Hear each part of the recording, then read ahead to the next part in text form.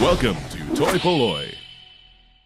Hello and welcome to another video from toy-polloi. Now if you've seen some of my recent videos, you'll have seen me having a go at Electro Plating Chrome onto some vintage toys. You'll have seen me restore a vintage Transformers Optimus Prime and re-chrome all of the metal parts of that, and the end results that I ended up with were pretty good. I'd been sent a kit by Paul George from Gold Solutions, and he'd given me some good instructions on how to use it, and I was pretty pleased with my results. Now Paul has been in touch again and said that he'd like to have a go at doing some of the fiddly little bits of electroplating that I tried to do on that previous video, and I've suggested to him that I send him a Micronauts Time Traveler head. As you can see here, I have a vintage Time Traveler head that has quite a lot of chrome missing to it.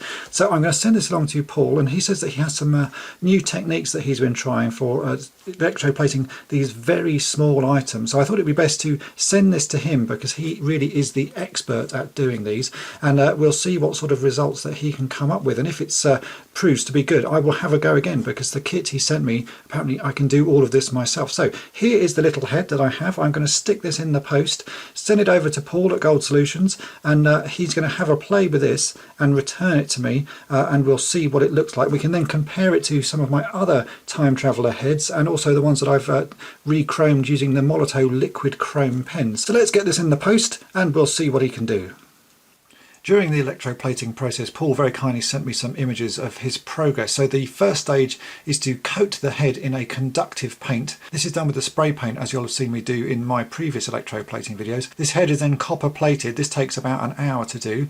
Once the plate is fully formed, you then buff the copper and make it as shiny as you possibly can. It's then electro cleaned to get any of the residue out from the buffing process. The head is then nickel plated, which is just a case of wiping a nickel solution over the top of it while passing a current through it, and very quickly you get a bit of a nickel coating to it. And then finally the head is chrome plated, and that's the stage I didn't do when doing my Optimus Prime. I only nickel plated the parts on that, so this is the process that gives the final extra bit of shine to the heads.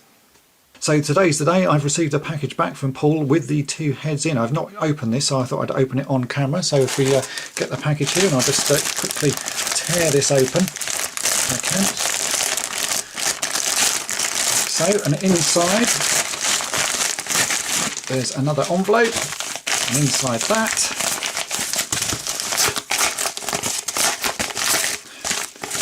should be a bag with two heads in it, because I actually ended up sending Paul two heads just so that he had something to practice on. And so here we can see the two fully metal chrome plated heads, and I have to say they do look lovely. The shine on them is really nice. There's still a lot of detail in place. You can see all of his little face details there, all the hair is still there, and you can even see the little sort of moulding mark in the back of his head. So that's looking pretty nice. I think the way that we're going to test these though is I'm going to put this onto the body of a little Micronauts Time Traveler, and we can compare the three figures together. We can compare an original head, a head replated using the Micronaut liquid chrome, and then these fully metal chrome plated heads, which is actually proper chrome. So let me put the heads on a figure and we can compare them together. So here we have the three different types of head. Now I've tried to pick out as good an original head as I can, and I have to say in all of my sort of collection of Time Travelers, none of them have particularly good heads. All of the chrome on them is pretty worn. Every single, these are all original ones here, none of these have been touched up, and every single one has sort of pretty bad chrome on the head. So I've really tried to pick the best one I can as the comparison Time Traveler head. So here they are, and I have to say it's pretty hard to tell the difference between them all from a distance like this. You can see this guy on the left is the one done in the Micronaut Chrome, the middle one is the chrome plated one that Paul has sent me, and the orange guy, Jason on the right, is the original one. So let's take a closer look at them all. So now we're looking closer up at them, and I can say the only real difference I can see is that the fully chrome plated one is slightly darker. Now Paul did say to me there are different ways of chrome plating, different metals that you can use on top that will change the colour slightly. So the chrome is a sort of more blue, slightly darker colour, which is what he's used, but there are others that will give a lighter result. So let's have a bit of a look at these two. So on the left you can see the chrome plated guy, and this is the nicest of the original ones that I have, but you can see that the chrome is actually very worn on this one, but the detail is still there. There's a lot of detail in both faces, and I don't think the electroplating has reduced any of that. Now let's compare the chrome plated electroplated one with the Micronaut pen, and we'll see how that looks. So here you can see the Micronaut Chrome is the blue guy on the left and the Electro Plating is on the right.